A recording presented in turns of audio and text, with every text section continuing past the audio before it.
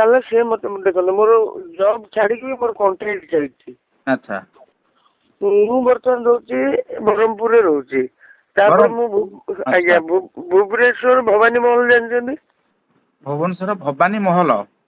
ଆଜ୍ଞା ଆଚ୍ଛା ଆଚ୍ଛା ଭବାନୀ ମହଲ ତଳେ ଯୋଉ ଭବାନୀ ଆପାର୍ଟମେଣ୍ଟ ମୋର ସେଇଠି ଗୋଟେ ଆପାର୍ଟମେଣ୍ଟ ମୁଁ କିଣିଛି। ତାକୁ ବି ଖୋଲିଛି। ଆଉ ସମାଜରେ ମୋର ନାଁ ଅଛି। ସମାଜ ଅଫିସରେ ବି ପଚାରିଦେବେ। ସମାଜ